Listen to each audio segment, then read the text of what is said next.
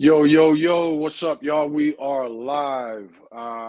Today's topic, we are going to be talking about kennel blindness and making those hard decisions. We're going to break that down in a second. First off, make sure that you join on Facebook, the Giant XL American Bully Breed Group. Although this is Thrower Bullies, most of you know we tend to get breeders of various different breeds on here. And so the topics that we cover, very rarely will they be strictly bully dog based, bully breed based. We'll just be on dogs in general. So we come back last week. Make sure you check out that. I talked to Andre of BGK, who is going to be cloning his dog, The Rock. So we're going to stay in touch with him, see how that's going. Today, though, we're going to go back to our normal lives that we were doing 3 years ago before I came back. And we are going to be talking about, like I said, kennel blindness. So let's go ahead and get right into it. Hold on just a second. Let me make sure I'm seeing comments. I think we are. And what else? Okay, show and all right, so let's get it going. Definitely comment. Let me know that you can hear me. And back over to comments. Also, make sure that you like and subscribe. Set the reminder so that way anytime I go live, you'll be able to hear me. XL Cashmere Bully said, long overdue. Yes, it has been. I actually, it's been what? About 3 years. I plan on coming back. The internet was the biggest struggle. And then I just kind of, by the time we got the internet going, I kind of fell out of reminding myself that I need to go back live. Then I think I had gotten ready to go live, but the whole Kendrick and Drake battle took place. That was a distraction. So now that's all over with, the hip hop thing, and we back to it. So thanks for joining in. Definitely make sure that you guys comment. Let me know where you are from so we can see where the spread is on this. But let's get into it. One of the things that I noticed with dog breeders, especially in the American bully community, is there is a lot of new people that get involved, that want to get into breeding. I think a lot of people got in just admiring the breed and the dog. XL Cashmere coming from Michigan, that's what I'm talking about. Shout out. But so people got involved, and I think just to have pets. I think you started seeing a lot of people noticing, trying to learn more about the dog that's in their living room. And all of a sudden, they get online and you start seeing all these breeders. You're starting to see more of it in other breeds, but until American Bullies, I've never noticed such a huge, even Pit Bulls was the same, but American Bullies have a huge influence on the breed and the culture of the breed by the internet and social media, especially when it comes to Facebook, which is one of the reasons I did start the Giant XL American Bully Breed Group, to focus more on dog husbandry and education and nutrition, conditioning, exercise, etc., training, to keep people focused on the dog, not just this beautiful color that's in front of them. But with that being said, we have generated a lot of new breeders in the community. And that's not a bad thing until you have a breed that is not consistent. So we've watched the breed evolve over the years. I think every 5 to 10 years, the breed started getting more extreme in its look. So you get people who say, okay, this is the look I like. I'm going to buy a dog that has that look. I'm going to buy a female that has that look. I'm going to breed them together. I'm going to get that look. And then I'm going to sell puppies and I'm going to make millions of dollars and quit my job. And that's how people imagine this dog thing is. It's not how it works. Those of you who are breeders in here, you know that is not how it works. It's a sacrifice. You don't make too much profit off of it until you really, get yourself and your dogs out there. But unfortunately for the breed, a lot of the getting out there is not based off this person breeds good dogs. It's based off this person breeds the dogs that have the look that I like, or this person breeds dogs and they have a popular name, their kennel is popular. And so what ends up being bypassed in the breeding process is looking at the dog in front of you and being able to truly understand and see the dog that is in front of you. And that is what the breeding world, the dog world, calls kennel blindness. It's an emotional thing. It's because you have a dog in front of you. We all love the dogs that we have. And when you love the dog you have a hard time seeing its flaws. We as parents go through the same things till we learn not to. We as fathers go through the same things, especially with our daughters. We don't see the things that need to be curbed. We make excuses for it. And we do that with our dogs. So when it comes to kennel blindness, a lot of people don't understand that it's not just about the look of the dog. Some of you have heard me say before, you got to break dogs into 3 categories: their temperament, their ability, and their look. Now, when it comes to the American Bully, we'll go ahead and slip ability to the end because that's definitely not a focus. When it comes to temperament in the American Bully, what we notice is a lot of people brag about a great temperament dog. Okay, why does it have a great temperament dog? And the first thing I always say is you can't say your dog has a good temperament just because it's never eaten a human before. Temperament is about the breakdown of the drives within that make up the temperament, the various drives: play drive, prey drive, play drive, sex drive, food drive, reward drive, pack drive, protection drive, defense drive. We have all these different drives that make up a dog. Now, all dogs have the same drive, the same drives that make up their temperament. And all these are is triggers. That's all the drives are. What triggers the dog to react or respond in a certain way. So what people sometimes don't understand is that though all dogs have the same drives, what divides from dog to dog and breed to breed is the threshold that drive is at. So you got temperament, and then of course you've got the look of the dog, the structure, of course the color. Color is something you don't want to focus on because you can get that in one breed. So as breeders of other breeds, they know to focus on, some get the luxury. Rottweilers come in one color, Dobermans come in one color. So you have the luxury of they have the luxury of not worrying about colors and things like that. It keeps them focused in the right direction. With Frenchies, American Bull, even some American Bulldogs, American Bullies, there is a color aspect to most bull-bred breeds because most bull-bred breeds don't just have one solid color. They have mixed matches of colors, various colors. Pit bulls, same thing. So you don't want to focus on color because, like I said, you can get that in one breeding. You can get the color you're looking for in one breeding. So what's the main focus when it comes to the look of the dog is going to be the dog's structure. And then, of course, the dog's breed type. So where do you go from there to eliminate kennel blindness, to prevent kennel blindness when it comes to the structure or the look of the dog? I have a rule that is, you look at your dog, your puppies, when you're deciding what puppy to keep from the litter, when you're deciding what dog to breed to what, you want to look at that dog toes up, tail forward. Toes up meaning looking for splayed toes. How's the pasterns? How's the dog all the way up to its shoulders? That's what you want to look at, and that's what you want to examine. How is that shoulder set? Is it wide apart? Then you go. Then once you've studied that, you want to aim tail forward, from the tail and the setting of the tail all the way to the back, the hips, the back, the chest, the shoulders, the chest, the neck, the head, the eye set, the ear set, the muzzle. And you want to understand the breed type of your breed. Now, the difference between breed type and the breed standard, we'll do a topic on that later. The breed standard is what's written down. It is the ideal look for the show version of the breed. The breed type, though, is just what distinguishes the look of that breed from other breeds. And in the bully community, you see it's really all over the place. You know what I mean? Some tend to be a little more mastiff. Some tend to be a little more what we would call terrier, which usually means Staffordshire or pit bull.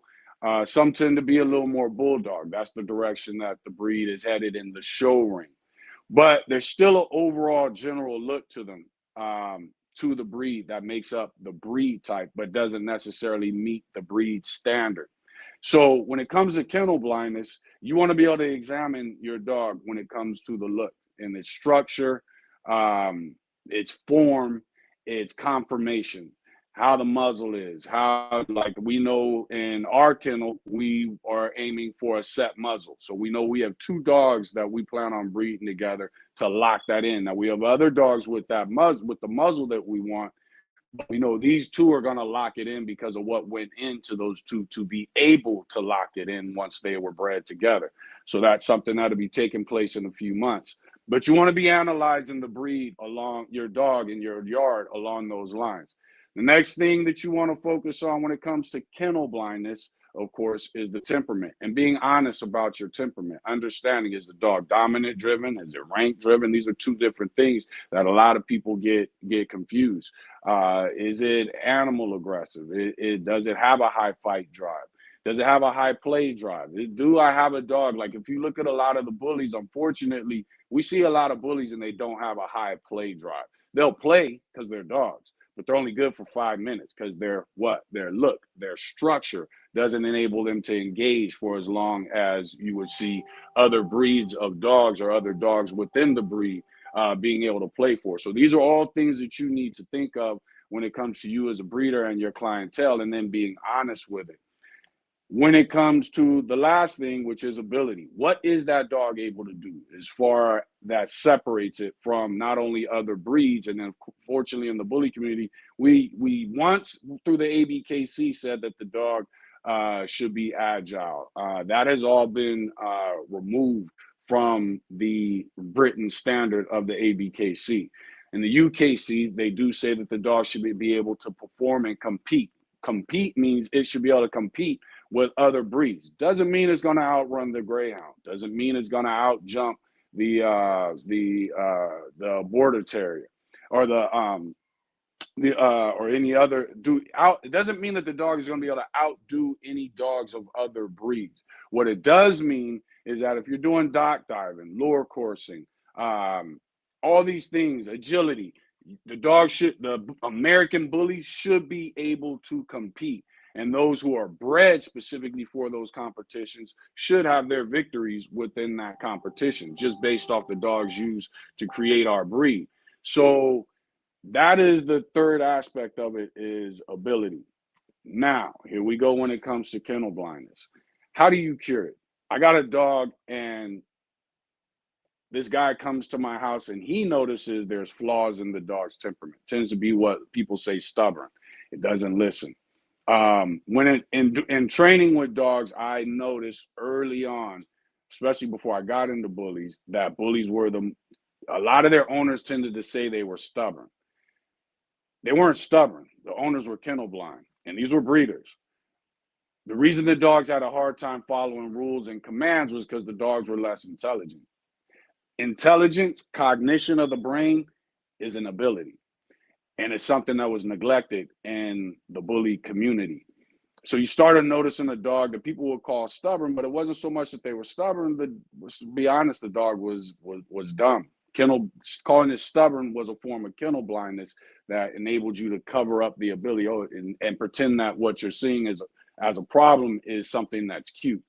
So we have to start looking at these things. So again, when it comes to kennel blindness, I always say you should be able to find at least 3 flaws in every category. 3 flaws in temperament that you as a breeder want to correct. 3 flaws in structure that you as a breeder want to correct. And 3 flaws in ability that you as a breeder want to correct. And if you focus on those 9 things, and you can spot them, write them down, you know exactly what you plan on doing in your next breeding to correct whatever that flaw is. That's when you start to remove the kennel blindness. That's when you start to remove the emotions that cause you to be kennel blind, or the lack of knowledge that causes you to be kennel blind. because it doesn't just come, sometimes it can just come from blatant ignorance. And I don't mean ignorance in a negative way, but just from the fact of you not knowing that the pastern should be a little stronger, that the shoulders should be a little wider, that there should be, we're supposed to aim for that square in the front when you go from toe to chest, across the chest, and then back down to the other toe. In the American Bully, especially in your standards and your pockets, you want to see a square there. Now, they say the same for XLs. I don't agree with that. I think with the weight of the XLs, the bone mass, that the Bully should, and same thing with American Bulldogs, that the dog should have a little more leg length when you start to get over 20 inches, that the dog should be able to move and function amongst other dogs. So if we go back and we say, let's start with the look, because that's what's most important, unfortunately, in the American Bully community. So we're trying to cure our kennel blindness. You want to be able to look at the angulation of the dogs. Does it have a high rear? Think about how many times you go on Facebook, you see a dog posted, it's got weak pasterns, splayed toes, high rear, wrinkles that a bully should not have. And then all of a sudden it gets 1 million likes. Those 1 million likes come from people who are what we would call kennel blind. Those 1 million likes come from people who are not acknowledging what they either don't know what they're looking at and how it should look, or they know it, but they bypass it because they like the color. They're not thinking about anything else. They want to breed to it. They want to purchase puppies from it. Yet this dog has 1 million flaws that are being overlooked by the community or by the breeder. As long as you are not kennel blind, the dog that you have almost doesn't matter. If the dog is far from your goals of what the look that you're looking for, if you're not kennel blind, if you're being honest with yourself and what you're seeing, then guess what happens? You're going to be able to get the dogs that you need and do the breedings you need to get to where you need to go. It just might take you longer. So if we're looking at it from the aspect of the looks of the dog, throw out color. We know we want mass. We know we want bone. We know we want correct formation to the dog. Form follows function.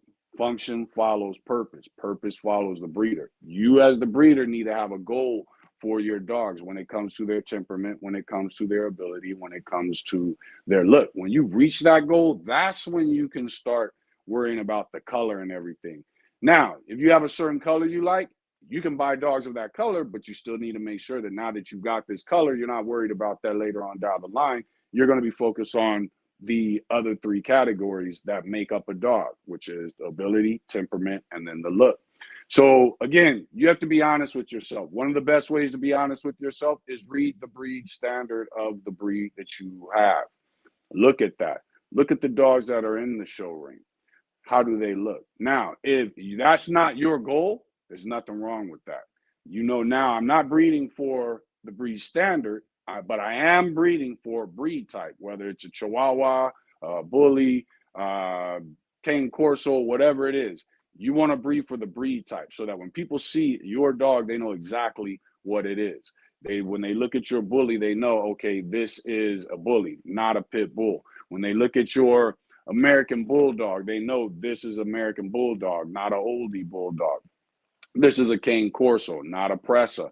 And this is why you want to aim for breed type as a breeder. It is your responsibility and it is your duty to make sure that you do that. In the Bully community, you may have started off with dogs that are leaner or more narrow. Shout out to Fred Durant, who told me to start using narrow instead of leaner. But because you can have a dog that's massive but still lean. But dogs that are narrow means they lack that mass. So you want to start being honest with yourself when it comes to the look. When it comes to temperament, again, temperament breaks down into various drives. We know as a bully in the bully community that we want a dog that is, even when you look at the breed standard, regardless of whether it's UKC, ABKC, whatever it may be, we know we want a dog that gets along good with the family. What am I looking for? What drives am I looking for a dog that gets along well with the family? Looking for pack drive. I'm looking for a dog that does not have a high dominance or a high rank drive, which are 2 separate things. these are the things that I'm aiming for. Now, when it comes to, we know we want a dog that's going to play. We want a dog that's got play drive. The body's got to fit with that in order for him to maintain that desire. So we know we want a dog that's got a that's got a medium to high play drive. And when I say medium to high, I break the drives that make up temperament. I break them down into 5 levels of the threshold: low, low to medium, medium, medium to high, and then high. We know with the bully, we want everything pretty much balanced right around medium. If you specifically have different things that you like in a dog, then you know you're going to want that drive to possibly be a little higher, medium to high. You don't need high too much in the American bully. And if you reach that, you know you always want to maintain dogs on your yard that you can cross to bring it back down if need be.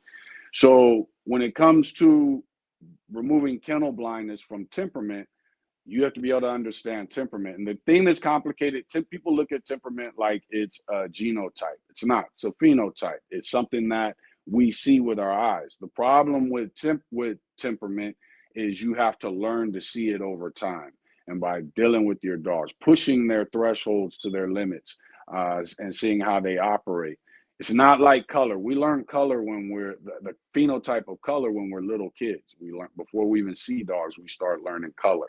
But when it comes to the temperament of a dog, it takes time to learn what temperament, what drive you're looking at that's making up the temperament of your dog. And then you need to be able to say to yourself, okay, my dog is overly playful, is not listening. Is that because of you as an owner and the lack of training? Or is it because that's the drive of the dog? I'm very well, my acumen is good when it comes to training dogs. Most people know I don't train the dogs that I keep. I train other people's dogs. The dogs that I keep, I don't train. The dogs in my kennels, I don't train. The reason I don't train those dogs is because I need to know exactly who they are and how they relate to me, my wife, my kids, strangers that come by, family members. I don't want you to sit and stay in the corner because I told you to sit there and stay in the corner. If you're going to get up and come over to us, cool. Doesn't mean I'm not going to tell them not to do things. Doesn't mean I'm not going to tell them to do things. But I want to know who you are who you are just as a dog individually before I go breeding you. So all the dogs here that we have 10 dogs here. Not a single one is, well, I'm going to take that back. Cardi will stay. She also knows search. We walk into a house or anything, every now and then we see something's going on at the hunting house. We go over there and she knows. When I tell her search, she knows. So start sniffing around and look to see if there's any bodies in there. She checks every closet. But that's more training for a purpose. I don't teach our dogs to sit and stay, roll over, shake hands. I don't teach them to stay in that corner when we have company. And the reason I do that is because I want to know how you interact naturally without training. That gives me an idea of the drives. It helps remove anything that might keep me kennel blind by doing that. So when it comes to temperament, you need to learn the different drives that make up the temperament. And it's easier to break the thresholds of each of those drives down into 5 categories. Again, low, low to medium, medium, medium to high, and then high. And then you decide, look at the dogs that you're breeding to and how they fit. The last thing you want to do in the American bully community, especially, is breed too high. If you got a dog and it turns out that it has a high dominance drive, which means, and I'm going to explain the difference between rank driven and dominance driven. Yes, make sure to hit those likes on there. I'm not looking at the YouTube, so make sure to hit those likes, comment. I can definitely see your comments.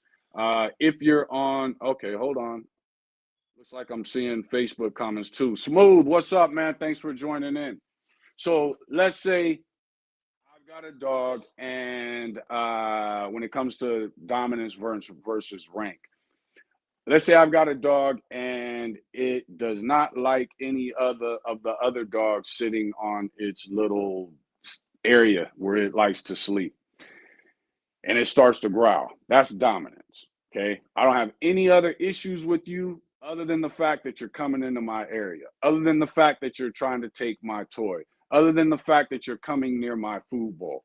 That's dominance. I don't. Yeah, I'm petting one of my dogs, and all of a sudden another dog comes up, and the dog that I'm petting starts to growl. That's dominance. Rank drive is totally different. Rank drive means I want to be the top dog here on the premises. I want to be the top dog here in the pack. And the two confuse people a lot. So a rank driven dog, as it gets older, you start to see it testing the older dogs, start to see it testing the dominant dogs. Eventually, that is going to turn into a fight. Now, you can get involved in that to keep that, to quell that, keep that down. But that dog, if he's high, has a high, medium, or medium rank drive, is not bad. That's something that can prevent your dog from being dominated by other dogs if you're at the dog park or you're socializing. So there's nothing wrong with medium on any level. When you start to get to medium to high, that means this dog has a desire to actually show action to to to take that rank of whatever dogs it thinks it need or might be above it. So when it comes to rank drive, you want to know the difference between dominance and rank. Now, if I'm trying to remove kennel blindness, I need to see the difference. So let's say I have a dog that is extremely possessive over his food bowl. At an early age, as an experienced owner, of course, you're going to break it of that. But you need to remember that. Let's say you break him of that by the time it's 4 months old. You're putting your hand in his food. It finally learns you don't growl at me when I mess with your food. When I go to get it, learns that. What you as a breeder have to do is remember that this once was an issue. That dog was showing its true genetics when it was growling at you over that bowl, when it was challenging you over that bowl or that toy or whatever. That means when you go to breed, let's say that's a female, and now all of a sudden she's 2 years old, you're looking for a stud out there. You're going to need to ask that breeder questions. How does the dog deal when it comes to food? Oh, he's a little possessive, but then you may not want to breed those two dogs. You come across the next breeder. How's your stud when it comes to food? How or toys? Will it let of course it'll play tug of war if another dog tries to grab it, but does it try to take over and fight? Does it growl at the kids or you when you come near the bowl? Did it, if it doesn't now, did it ever? You may have trained it not, you may have conditioned it not to, just like I conditioned it not to. But now, did your dog, when it was a pup, ever growl at you regarding food? If he says yes, then you know, or she says yes, then you know you're about to breed a dog that you had to train not to be dominant over food to a dog that this breeder had to train not to be, had to train and condition not to be dominant over food. That means when you breed those puppies together, you've got a trait there within the temperament that comes to dominance drive that you locked in. I'll give you another example. Let's say I have a dog that's dominant driven. I break it of that issue by the time it's 4 months old. So now it's no longer an issue. But I'm about to breed to a dog that's rank driven. I'm going to need to acknowledge that and ask that. Is he rank driven? How does he get along with your other dogs? Oh, he's dominant over the other dogs. He's top dog here and he wants to maintain that status. Bam. Now I'm going to take a medium to high dominant dog, breed it to a medium to high rank driven dog. Now we're getting into problems again. You get what I'm saying? So you want to put the puzzle pieces together correctly to remove that kennel blindness that people may have. So a lot of times kennel blindness is not about what you see, it's also about what you remember. And do I have something that I had to correct in the temperament of this dog years ago, a year ago, 2 years ago, whatever it was? If you had to correct it at some point, then that means that's that dog naturally. All you've done is corrected it, but that's that dog naturally. So you want to think about those things when it comes to temperament. So again, the look, forget color. We're talking about structure, breed type, or breed standard if that's your goal. Temperament. We're talking about the drives that make up the temperament. Play drive, rank drive, dominance drive, prey drive, play drive, pack drive. We're talking about all those things. And where are the thresholds of each of those drives? So the temperament is made up of various drives and the temperament and the thresholds that make up those drives. So, and how do we break down the thresholds? Low to medium, medium, medium to high, and then high. And that way it gives you an idea. The last thing is ability. Ability is the dog's cognitive ability, speed, ability to jump, agility. These are all things that make up the dog's ability. Now, the bully community does not focus on this for whatever reasons.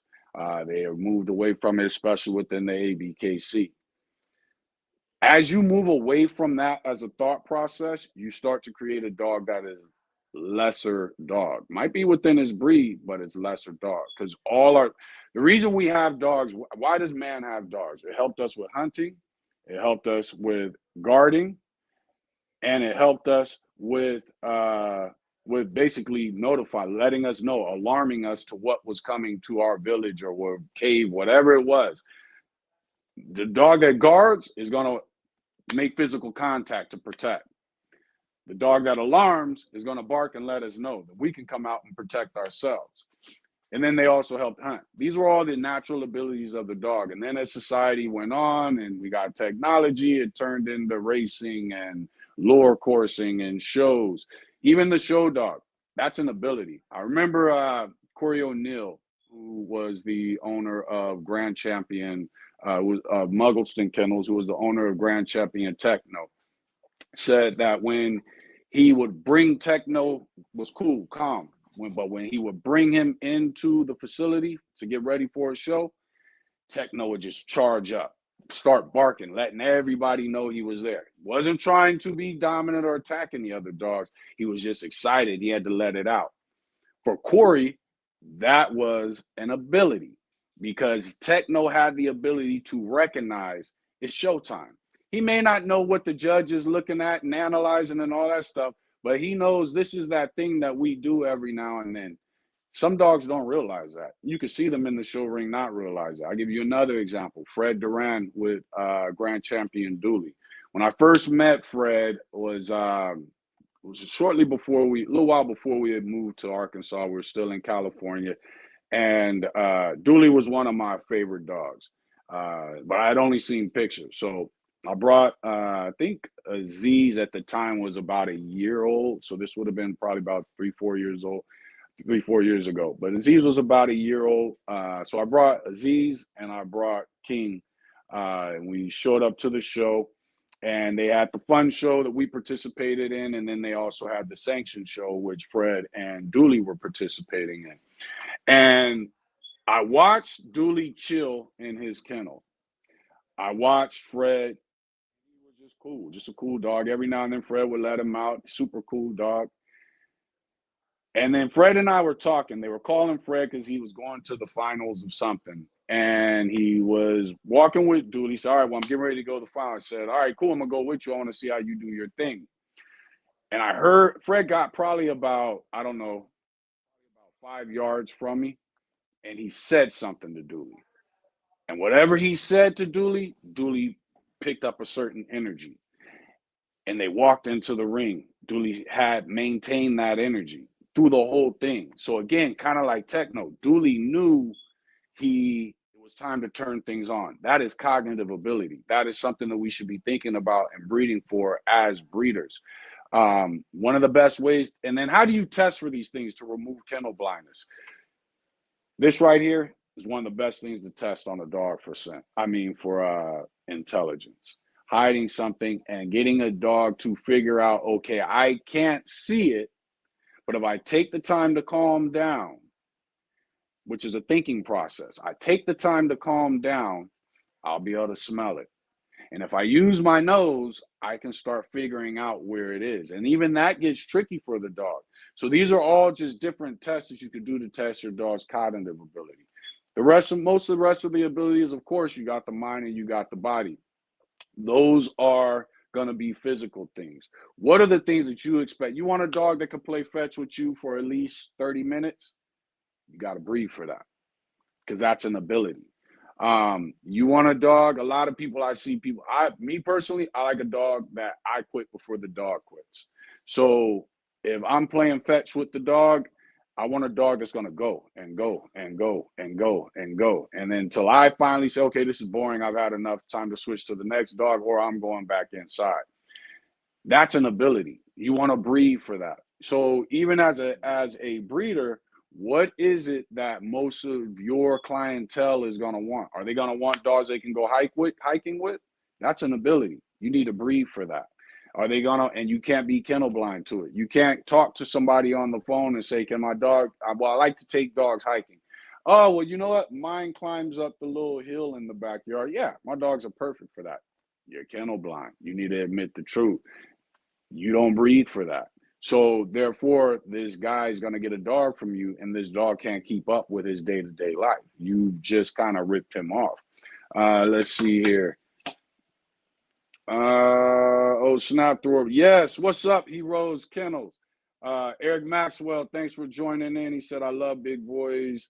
Big boy falls in line at the crib and has no desire to be top dog at home or the neighborhood, but took him to a few shows and he went tail up and stiff ready to rock and roll. There you go. And that's what I'm talking about. That was an ability. He was able to walk in there and recognize it's showtime. Does that mean he knows the judge is judging him by his angulation? No, the dogs have no idea that. The show ring is 100% a human thing. It has nothing to do with the dog other than the observation factor and the judging factor. But what if you got a dog that enjoys being there around those other dogs, it enjoys doing what you say do and then being rewarded for it, then it's going to make a great show dog. So you as a breeder, let's say you want to breed dogs for show. What's up, David? Thanks for joining in. If you want to breed dogs for show, that is about what? The three categories we discussed: look, temperament, ability. If you've got a dog that you focused on ability when it comes to show, just like I said about Fred, just like I said about Corey, that means not only is your dog going to be there in the ring, it's going to be showing out in the ring. You look at a lot of dogs, you see their head down. They don't even have an idea that there's a competition going on. They don't have an idea this is supposed to be fun. When those dogs are in their head up, standing stiff, and most breeders, what they do is they teach their dog to stack, teach them to stack in private so that they'll learn to stack in public. And the dog's waiting to be rewarded for it. Some dogs over time, though, are going to learn that this is that facility I like being at. This is that surroundings that we like being at. I'm having a good time because my owner's having a good time. I get to sniff and meet other dogs, and I get along with them. They're cool. I'm in the ring. I see this judge is going to be coming. He's going to be giving me a little bit of attention. He might pet me. He may not pet me. Just look at me. I enjoy him looking at me. That's what you want to breed for. So to remove kennel blindness, like I said, form follows function. Function follows purpose. Purpose follows the breeder. What is your purpose when it comes to these dogs? And then when it comes to your breedings, what is your end goal? And how do you get there? The way you get there is by making sure you have been cured of the disease of kennel blindness and being able to look at your dog and say, okay, if I'm going to the show ring, that's my goal, then I'm analyzing that structure. I'm being honest about it. I'm analyzing the winners. I'm also throwing in what I like. A lot of people will tell you your vision doesn't pay a price. Your view does no good in the bully community or the dog community. That's not true. Your vision and your view is what makes bloodlines, which is what separates the dogs within your kennel from the other dogs of the same breed. So you do want to have a vision. You do want to have a view. You do want to have a goal that you have set and a marker that you have set. You want to see yourself getting closer and closer to that. So again, when it comes to kennel blindness, the cure for kennel blindness is to find 3 flaws in all 3 categories. 3 flaws in look, which is structure and conformation. 3 flaws in ability, which is what that dog can do mentally, cognitive wise, and what that dog can do physically. I'll give you another example. You at the show, let's say you drove to the show, you drove 3 hours, dogs in the car 3 hours. Then all of a sudden you have to park a mile away from the show. Now you got to walk to the show. Then all of a sudden you get to the show and you walk inside the show. And I know we don't park a mile away from the show. I'm being extreme. But you walk inside the show, you're in the facility, your dog's walking around, you're socializing. It's breathing heavy because it's seeing other dogs. It's excited, tails wagging and everything. All that stuff is taking up energy. Your dog is not going to be in the show ring for another 3 hours. all of a sudden, guess what? He's tired. So you do need stamina is an ability. These are all things that you need to think about and that you need to be cognizant of and that you need to be aware of and that you cannot be kennel blind towards. How many times have you seen a dog walk in that ring and the dog is tired because of the day? It's been a long day. May have come from a whole nother state, been in a car overnight. You want to breed a dog? Guess what? That has the ability to show and prove when it gets in that show ring, regardless of how far we drove, regardless of how much we walked around, regardless of us not going into the ring for 4 or 5 hours. Let's say you want to get involved in dock diving, and we do need to get bullies involved in a lot more activities, but let's say you want to get involved in dock diving. You're going to need to you got to remove kennel blindness when it comes to ability. You're going to have to remove kennel blindness when it comes to the look of the dog. Because if your dog is massively boned up, it's never going to do well at dock diving. Never going to be able to compete. If it just has fun doing it and you're cool with it jumping 2 feet off the dock and splash in the water, huge splash in the water, then hey, as long as they let you participate, cool. But if you're looking at truly competing, you're going to have to remove kennel blindness from that. You're also going to have to remove kennel blindness because what? That dog runs and is jumping at a target. So you're going to also have to understand that dog's going to need a prey drive. Its prey drive is what's going to enable it to jump further because it's going to have the drive to go harder in order to get there. It's going to need to have what I call purpose drive, meaning that I've taught you this thing that I want you to do and you're willing to do it. One of the ways that you can test your dog, and we'll go through temperament and the various drives and how to test them. One of the ways that you can test your dog is when it comes to purpose drive is switch objectives. Go from the spring pull, okay, boom, let's do the flirt pull. That dog lets go of that spring pull to come charge at you to do the flirt pull, do the flirt pull. Then all of a sudden you pick up the ball. That dog all of a sudden is like, okay, forget the flirt pull. I want to play fetch right now. Cool. You grab the leash. Dog's like, okay, forget fetch. Now let's go take a walk. That's purpose drive. That is a dog that is looking to you for purpose. And the faster it switches, the higher that drive is. So when it comes to purpose drive, you do want a dog that is medium high to high. Now, let's say you breed dogs for purpose drive, but you sell pups to somebody that has no purpose for the dog. That dog's going to drive them crazy. So you need to be like all of our dogs. We let everybody know that gets a dog from us. Look, you've got to do something with these dogs. Their parents, their great grandparents, their grandparents, they came from a long line of dogs that love to play fetch, love to do bite work, love to do the spring pull, love to do the flirt pull. If you look at the videos that we have on Instagram, I think there's a few on Facebook, you'll see the dog. I have a course set up because I use a 10-foot flirt pull. I have a course set up where they're jumping one wall and they're running up a little ditch, and I'm planning on adding more to, or a little heel mound, and I'm planning on adding more to it. But so it's kind of like a flirt pull obstacle course for them. But they love it. You know what I mean? So I can't take my dogs and sell pups to someone, and I have to be honest with myself as a breeder. I can't sell those pups to somebody that's just going to watch Netflix. Will my dogs watch Netflix? Yeah. Aziz is sitting right here. Hasn't moved whatsoever. I'm here, so he's here. But he's a little lower in drive. His mom, on the other hand, she's going to want to do something. If she came in, and some of you have seen when we were living in California, she'd be jumping up on the side of my seat while I'm in the middle of a live. She wants to do, why are you sitting still for so long? Let's go do something. As breeders, we have to be aware of that, and we have to remove kennel blindness to admit what it is we have.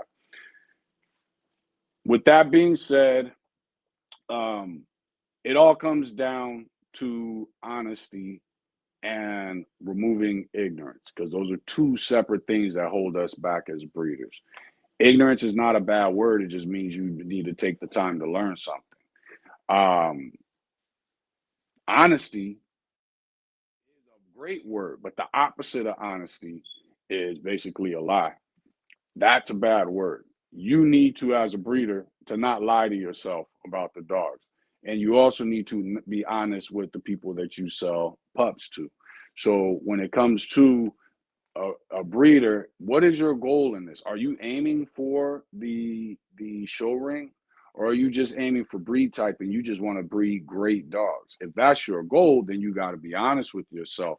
But you have to always be making improvements. Every breeding should make an improvement on the previous breeding. Now, for us, we've got two breedings that are to be taking place soon. Their aim is the same direction, but they're four different dogs. So we're correcting different things. We're different flaw. We're maintaining different things, and then we're correcting different things because these are two different breedings. So, and eventually we want to bring it together and lock in what we're trying to maintain, and then hopefully lock in the flaws that were corrected in the process. But the only way to do that is to remove all kennel blindness and look at those puppies. There are going to be, I'm going to tell you right now, my favorite pups, removing the breed, looking at the dog, just me as a dog man. My favorite pups are the dogs that don't necessarily fit what the American bully community is looking for. I have to remove that kennel blindness, and especially when we first got started, I had to remove that kennel blindness and say, nope, we're not breeding pit bulls. We're not breeding band dogs. We're breeding American bullies. I'm going to keep that dog, but I'm going to use that dog for something else. I just won't be breeding it. That takes honesty. We have a Merle dog here. As far as I'm concerned, the rest of her litter are boned up, large dogs.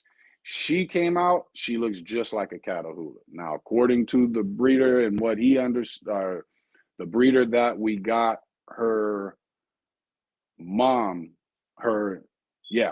from. According to that breeder, they used an Alapaha to get the Merle coat. But everything about her says Catahoula. So I had a buddy that was supposed to buy her, and I was like, I can't sell her to you because she doesn't look like an American bully. I mean, you could tell she's a bully, but not what I know the direction that the American bully is headed. He saw a picture of her, saw a video. He's like, nah, I want her.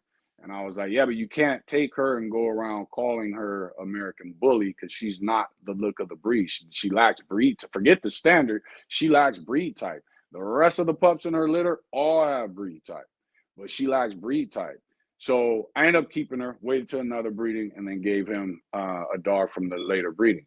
But she lacks breed type. She's my favorite dog here. She goes in the woods with me. She can. As soon as I start the side-by-side up, she's ready to jump in the back. We head to the woods. I let her out the side-by-side. She knows to run. She knows the path I take through the woods. She loves it. It's squirrels, rabbits, she's after them. That's not the breed type of the breed. I, as a breeder, have to be honest. I could easily breed her to a large man. I could breed her to a Z's. Z's is about 147. He's probably down to about 147 pounds right now. So I could easily breed her to a Z's, have a litter of 6, and 4 of the pups are these huge, massive Merle dogs and sell them easily. But then what do I do with the other 2 dogs? Look like her. So therefore I'm not going to breed her just because she's Merle. I'm not going to breed her because she does not have the breed type of the breed. That is being honest with myself. That's being honest with, hey, what's up, Auntie? That's being honest with myself. That's being honest with my customers.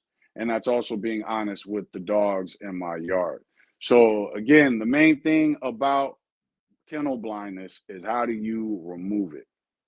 The way you remove it is 1, learning as much about your breed as you can.